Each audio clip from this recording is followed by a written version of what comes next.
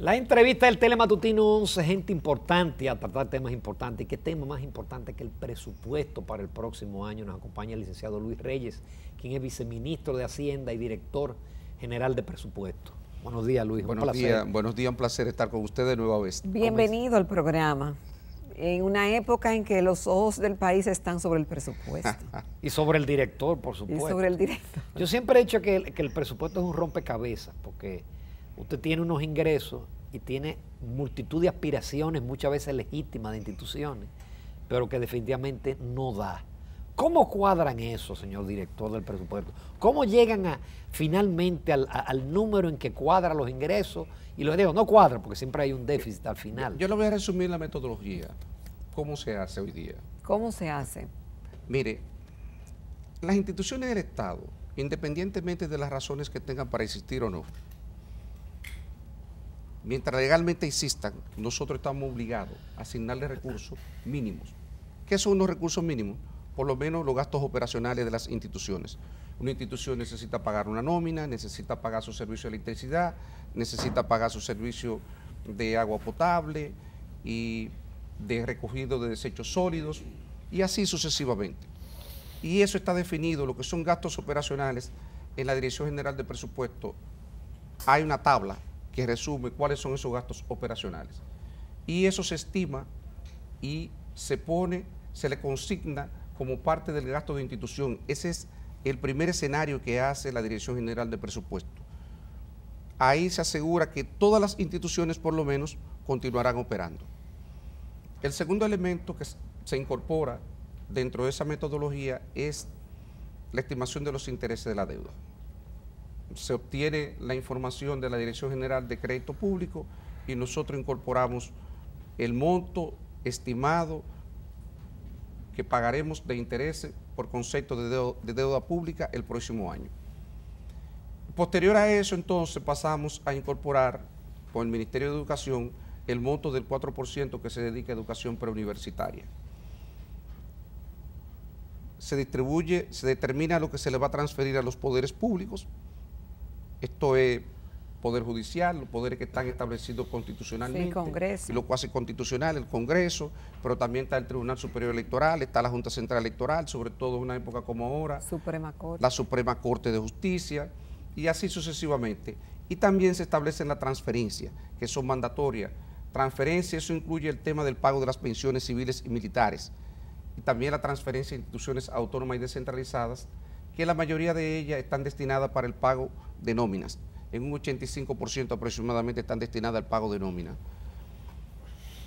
Luego de eso, ahí llegamos a un punto en el cual ahí vemos entre ingresos y gastos qué es lo que nos queda. Sí, y ahí es donde comienza verdaderamente rompecabezas. Lo otro es un trabajo operativo, muy laborioso, por cierto, porque hay que revisar objeto por objeto del gasto, es decir, cuánto verdaderamente destina una institución a nómina, cuánto va a destinar, por ejemplo, al pago de servicios y así sucesivamente, y eso se ve unidad ejecutora por unidad ejecutora. Pero, señor director, cada institución no hace previamente a eso un presupuesto y lo manda a la dirección. No, no tiene sentido porque nosotros tenemos una base de datos que nos dice lo que ella está gastando en nómina. Incluso si nosotros le dejamos eso a ellos, normalmente lo que hace es que ¿Y los proyectos? Ahora llegan, ahí llegan. La parte de los proyectos, ahí vamos. Ahí. Ya nosotros no hemos asignado gastos operacionales a esa institución.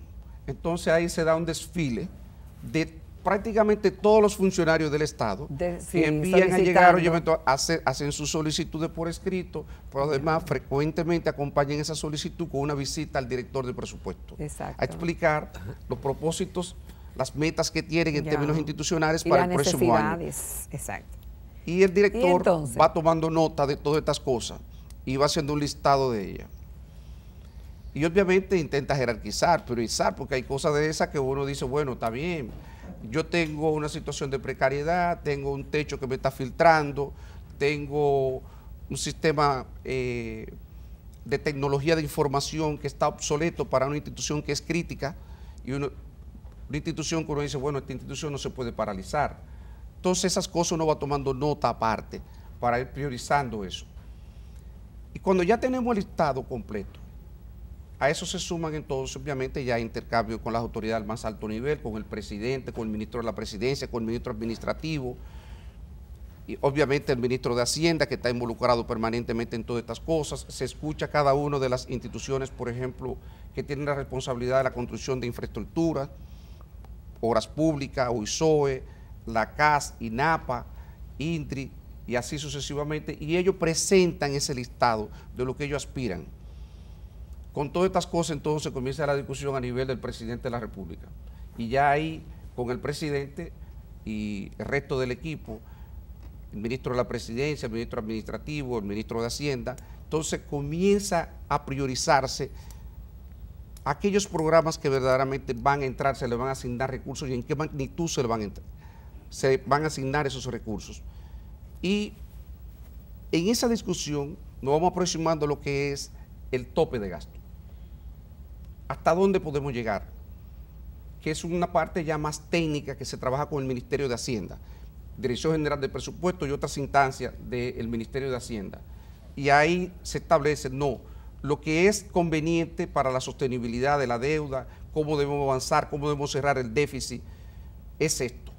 Y eso es lo que se discute con las autoridades, eso es lo que se discute con el presidente de la República, y ahí se establece y se dice, no, nosotros el nivel de déficit debe llegar a este punto. Eso es lo que nosotros queremos venderle a los inversionistas institucionales, a los inversionistas internacionales. Nosotros entendemos que podemos manejarnos aquí, y entonces ahí se establece el nivel de déficit del gobierno. ¿Cuánto vamos a reducir el déficit? Y a partir de ahí, con ese corte, y ya la idea que tenemos en términos de prioridades, decimos, a estas instituciones le vamos a asignar esto, esto y esto y esto, porque ahí se reflejan las prioridades del gobierno. ¿Qué pasaría si no se contempla el déficit? O si no llegamos al déficit. Es que nosotros, por ejemplo, actualmente le voy a decir algo, nosotros tenemos un déficit proyectado para el año 2019 de 75.000 millones de pesos. El gasto de inversión que tenemos son 121.000 millones de pesos. Por decir algo rápido, así necesariamente no tiene que ser esa la forma, habrían N formas de recortar el déficit. Pero una alternativa sería decir, mire, nosotros vamos a eliminar completamente el déficit. Exacto, y la inversión, y voy a trabajar nada más con lo que me ingresa. La inversión sencillamente serían 46.000 millones de pesos en lugar de 121.000 millones. Y eso tiene consecuencias. Pero también hay un tema de tipo político. Y esto es algo que yo quisiera traer. ¿Cómo así? Díganos a ver. Mire, hay una discusión más filosófica antes de eso. ¿Para qué surge un gobierno? ¿Por qué existe un gobierno? Un gobierno debe de cuadrar solamente las cuentas fiscales o debe de aportar bienes y servicios a la población. O sea, ese es el tema. ¿Dónde usted se sitúa? Porque al final un gobierno no es solamente una expresión económica. Un gobierno tiene un componente político importante y de hecho el presupuesto es quizás el documento más político que pueda reflejar un gobierno. Entonces, es difícil usted pedirle a un gobierno elimine totalmente el déficit. No solamente por las consecuencias económicas que las tiene y muchas, no solamente por el impacto que puede tener en términos del crecimiento, en términos de generación de empleo, sino sobre todo porque deja de satisfacer necesidades públicas. Entonces, en ese escenario es que uno tiene que pensar, mire, y es lo que ha hecho este gobierno. ¿Qué es lo que nosotros hemos hecho? Que hemos definido una senda de ir avanzando, sabemos que sí, que hay que reducir el déficit, que tenemos que ir recortando el déficit, pero que no podemos recortar el déficit, digamos, de golpe y porrazo.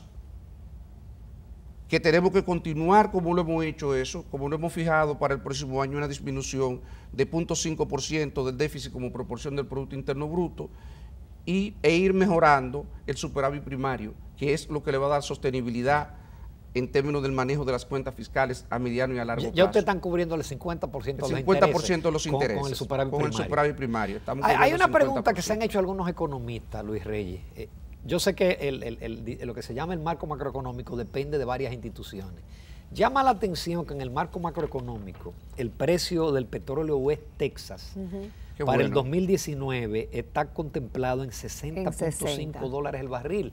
Sin embargo, cuando ustedes sometieron el presupuesto al Senado andaba por 76 dólares. Exacto. Así es. Entonces, no es una subestimación. No es una subestimación muy fuerte. No, déjeme explicarle qué pasa con esto. Incluso ahí hay muchas cosas por hablar, muchas cosas por hablar. Sobre todo por el impacto que va a tener que puede tener en el sector eléctrico. Lo primero, en términos metodológicos, ¿cómo se establece el precio de referencia que nosotros incorporamos en el proyecto de presupuesto? Y proyectarlo un año. Por eso, proyectado un año. Usualmente eso no lo proyectamos nosotros.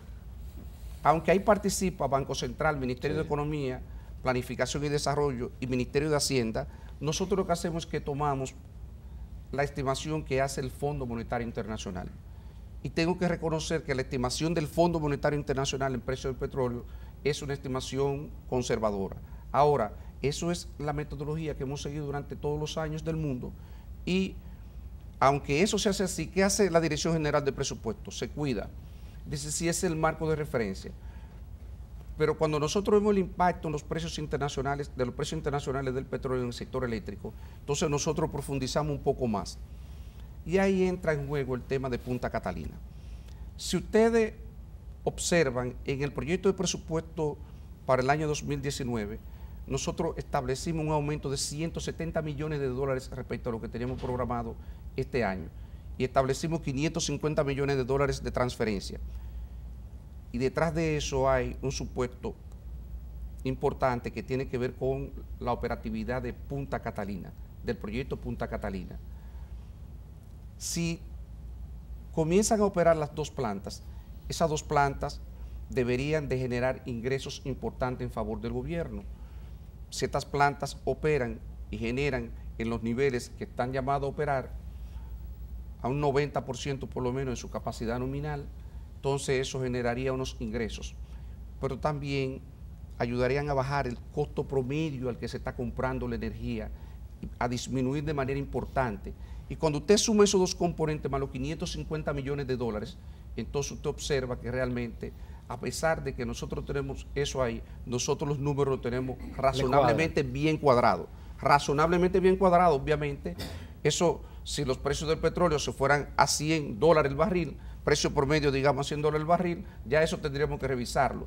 Pero si se mantienen niveles de 70, 72, en esos niveles por ahí, de hecho, eso cuando lo cuadramos, nos daba más o menos un número de 68, 70. O sea, nosotros andamos más o menos en el número que tenemos actualmente y el precio promedio para este año sería de 64, 65, según lo que la información que estamos manejando hasta ahora. ¿Y qué impacto? Vamos a hacer una breve pausa. Volvemos en unos minutos porque son muchas las preguntas que tenemos sobre el proyecto de presupuesto del 2019.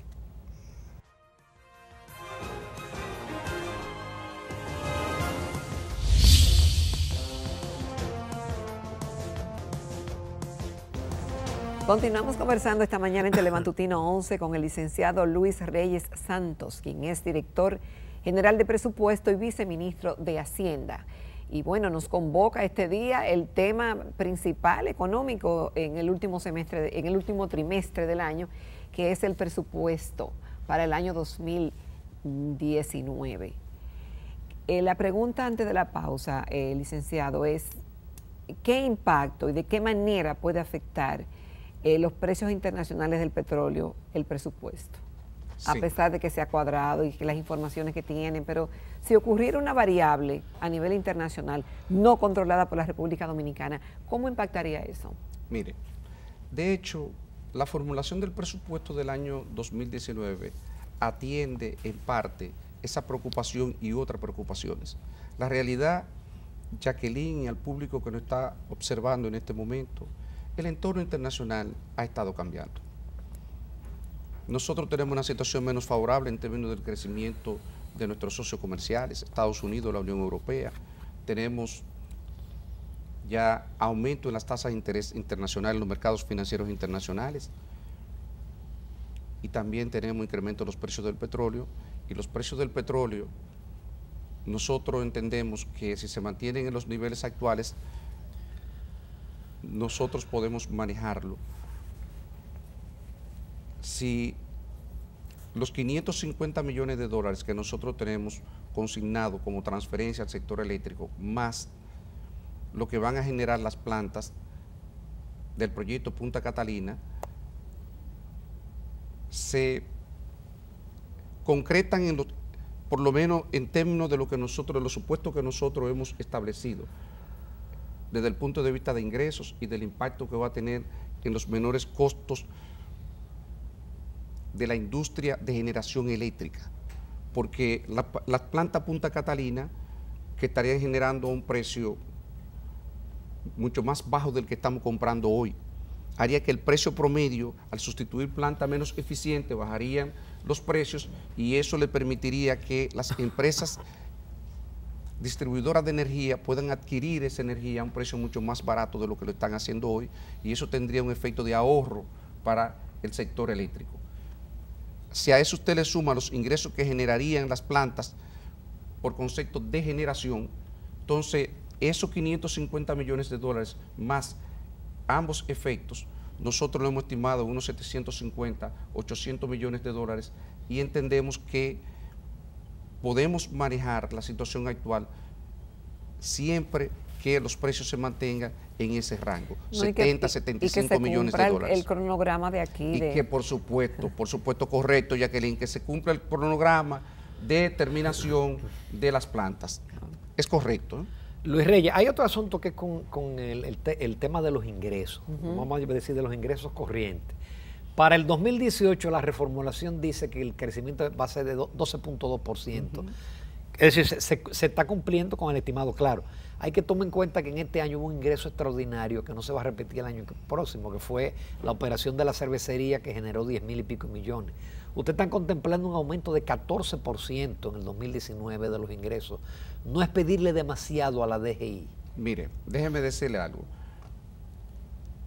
La presión tributaria, si uno ve realmente el estimado que nosotros tenemos en el año 2019, el incremento en términos de eficiencia recaudatoria, o sea, todo lo demás constante, la economía estaría creciendo a una tasa similar, usted ve el marco macroeconómico y lo que tenemos es que la economía en términos real estaría creciendo al mismo nivel que el marco macroeconómico que nosotros definimos para este año. Y la meta de inflación de Banco Central también estaría en el mismo rango que lo que nosotros teníamos establecido para este año. Entonces, con un marco macroeconómico igual, ¿cuál es la diferencia? Lo que sería el aumento de la eficiencia recaudatoria. ¿Cuánto es la eficiencia recaudatoria? Digo esto porque las recaudaciones se están cumpliendo, los ingresos se están cumpliendo y parece que no va a haber problema para cumplir y sobrepasar ligeramente un par de 1.000 millones de pesos la proyección que nosotros teníamos para este año. Entonces, sobre eso, ¿qué es lo que nosotros estamos adicionando? 0.25% del PIB. En valor absoluto, ¿cuánto significa eso? Más o menos unos 10,000, 11,000 millones. Pero no lo estamos tampoco haciendo, pidiéndole a las entidades recaudadoras que hagan eso con la misma estructura que ellos tienen actualmente. Es que nosotros estamos apostando a eso, que le estamos aportando recursos. Es que nosotros estamos dando a la Dirección General de Impuestos Internos, consignándole en el proyecto de presupuesto 2.300 millones de pesos y a la Dirección General de Aduanas 850 millones de pesos. Más de 3.000 millones ambas instituciones para que ellos puedan implementar nuevos proyectos, y por eso consideramos que un aumento en la eficiencia recaudatoria de 0.25% del PIB es razonable, es sumamente bajo. ¿Cuánto es el incremento que nosotros teníamos contemplado en el presupuesto del año 2018, Ramón, respecto al año 2017? 65,000 millones de pesos. ¿Cuánto es el incremento de las recaudaciones que tenemos contemplado en el año 2019 respecto al año 2018? Salud, Ramón. Pues sí, en el 2019 respecto al año 2018, 76,000 millones de pesos, un aumento de 11,000 millones. Y 11,000 millones de pesos en el marco de lo que estamos hablando parece un exceso. No, parecería realizable. Parecería realizable, ¿verdad? Parecería realizable, sobre todo si usted piensa que usted va a hacer una inversión que es la más alta que nosotros hemos hecho en los últimos años en las entidades recaudadoras. Nunca habíamos hecho una inversión tan importante como la que tenemos prevista en el año 2019 para que ellos puedan implementar los proyectos que tienen pendiente y que es lo que nos permitiría a nosotros apostar a esa mejoría en la eficiencia recaudatoria. De todas maneras, 10,000 millones de pesos en términos del presupuesto, un presupuesto de 765,000 millones de pesos, ¿cuánto en términos de gasto? Menos del 1.5%. Entonces, Por eso a mí no me preocupa mucho. Porque al final, si hay una cosa en la que nosotros hemos sido buenos es recortando. A la hora de recortar, la tijera no ha temblado nunca a la hora de recortar para poder ajustarnos a los números, a los topes de gasto que nos establece. establece. De hecho, ahora tuvieron que recortar para poder cumplir el tema el tema energético. Han tenido que recortar. Ahora mismo todavía el proyecto de ley no ha salido, pero, perdón, lo tiene ya en sus manos el anteproyecto, el ministro de Hacienda. El proyecto en su momento complementario. se va a referir a eso. Mientras tanto, lo que yo puedo anticipar es que hay un recorte de gasto importante de miles de millones de pesos para nosotros poder asumir el efecto del shock de los precios del petróleo en el sector eléctrico. O sea, esto que estamos viendo para el año 2019 es la continuación de lo que ya nosotros estamos haciendo en el 2018. Pero, ¿y el tema de las plantas? ¿El impacto que eso tendría? ¿En qué sentido? En el sentido... En el presupuesto, porque... en términos de la inversión. No en el término de la inversión. ¿Tú te refieres a las plantas que están paralizadas? Exacto, las plantas que están paralizadas, porque estamos contando con que es el cronograma de Punta Catalina, pero todavía el panorama de cuándo entrarían las que están en reparación y las que tuvieron daños, no está muy claro cuándo la vamos a tener. Eso es verdad, y es parte de la incertidumbre que tenemos. Y eso tengo que reconocerlo aquí. La entrada de AES, Andrés, produciendo a plena capacidad los 300 megas que acostumbraba a suministrar al sistema, eso es algo que podría afectar. Y que está pendiente que todavía. Está pendiente no hay porque fecha. no tenemos, digamos, certidumbre total de cuánto esto estaría incorporando, y eso podría dejar el sector con deudas y situaciones imprevistas. Eso es la realidad. Exacto. No estamos manejando con toda esta incertidumbre en el momento, pero al final uno tiene que apostar, hacer un supuesto y decir, mira, esto es lo que nosotros pensamos que es más probable. Más probable es más probable. ¿Y los no es nada cierto. imprevistos y las emergencias están contempladas en el presupuesto? No es que nosotros en el presupuesto no se contempla porque la ley no permite eso. Okay. Todo lo que uno no pueda soportar ahí, eso no se tiene. Se resuelve con tijera. Ah, caray. Se resuelve con tijera. Además, honestamente hablando, nosotros no tenemos holgura para tener muchos imprevistos. Nosotros, como situaciones como esa, por supuesto, y sobre todo en un país donde estamos expuestos a tantos fenómenos atmosféricos que pueden afectar, deberíamos tener un fondo, pero nosotros ¿cómo creamos un fondo? Mucho hacemos con terminar de cuadrar eso y después de meter tijera. Esa es la realidad, Jacqueline. Nosotros tampoco podemos decir que eso es una obra perfecta. Eso es una obra que yo creo que tiene su valor en el marco de las limitaciones que enfrenta un gobierno y una sociedad que tiene una presión tributaria y una presión fiscal como la que nosotros tenemos. Mire, Luis Reyes, tú hablabas de la tasa de interés. Y realmente lo que se llama la fuente financiera son 231.000 millones entre amortización de la deuda y el déficit. Es una suma importante. De eso las fuentes externas son 159.000 millones. ¿El país está en capacidad de seguir colocando bonos en esa magnitud? Mira, el referente es lo que ha pasado últimamente. En las últimas dos colocaciones de instrumentos de deuda del gobierno dominicano en los mercados financieros internacionales, el apetito por deuda superó los 3.000 millones de dólares en cada caso. Y eso es yendo al mercado una sola vez. Nosotros pensamos que no debería haber mayor dificultad, sobre todo porque la valoración que tienen los inversionistas internacionales es distinta a la valoración que tienen muchos opinantes aquí. Nosotros seguimos colocando instrumentos de deuda a tasas que envidiarían muchos países de la región, a pesar de que nosotros no tenemos grado de inversión.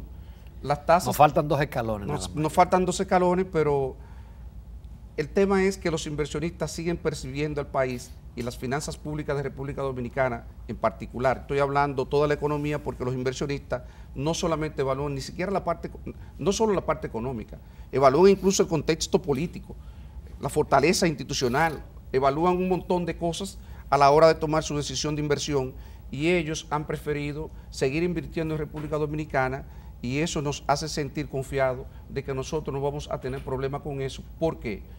Porque nosotros estamos haciendo lo correcto, Ramón. Ante una situación de deterioro del entorno internacional en sentido general, ¿qué está haciendo? ¿Cómo está respondiendo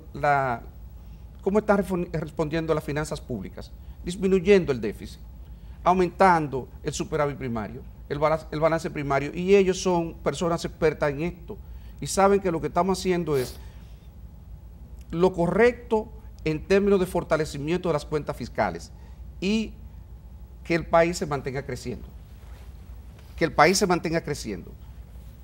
Y para eso nosotros confiamos que la coordinación entre la política fiscal y la política monetaria va a permitir que el país siga creciendo, que se van a mantener las condiciones apropiadas para que los inversionistas sigan viniendo al país, sigan realizando sus inversiones y los inversionistas locales también, que el sector financiero continúe prestando y que se mantenga el ambiente, el entorno de negocio favorable que se ha mantenido en el país durante los últimos 8 o 10 años para que nosotros podamos seguir teniendo las recaudaciones que tenemos previstas en el proyecto de presupuesto, el gobierno pueda seguir realizando su obra y se siga fortaleciendo en sentido general las cuentas fiscales.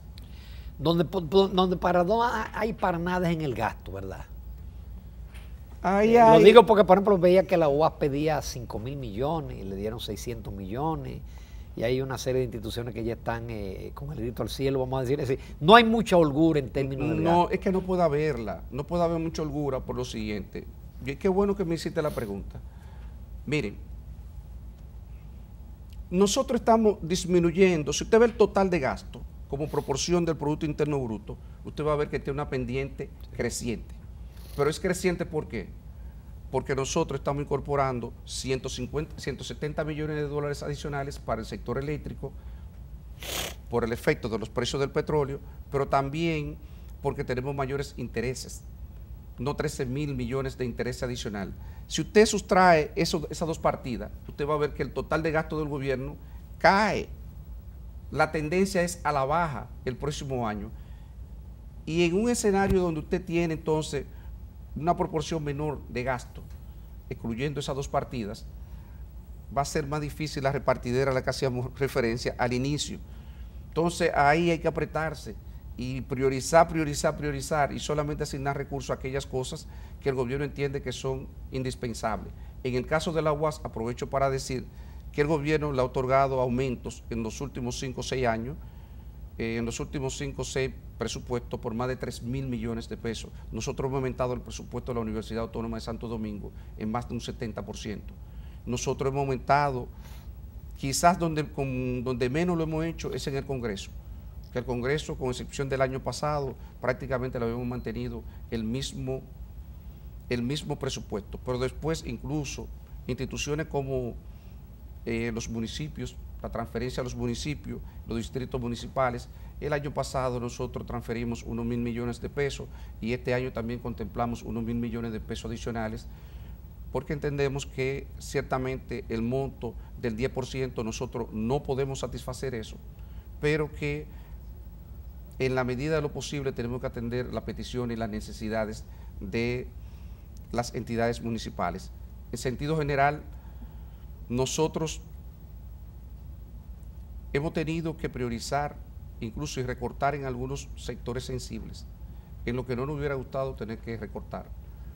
Pero al final entendíamos que ese sacrificio teníamos que hacerlo para mandar una señal a los mercados financieros internacionales y locales de que el gobierno no solamente era consciente de la situación que estaba enfrentando, sino que tenemos la voluntad, la firme voluntad de adoptar las medidas que sean necesarias para nosotros garantizar que vamos a mantener la estabilidad macroeconómica que hemos disfrutado durante los últimos años. Muchísimas gracias, licenciado Luis Reyes, magnífica la participación. Yo creo que el país sabe ya lo que hay entre manos con el tema del presupuesto y el gran esfuerzo que han tenido que hacer las autoridades para bajar el déficit y aumentar el superávit primario. Muchísimas gracias, a Luis. ustedes. Un placer. Muchas gracias. Nos vamos a comerciales, amables televidentes, a la rectica final del Telematutino 11.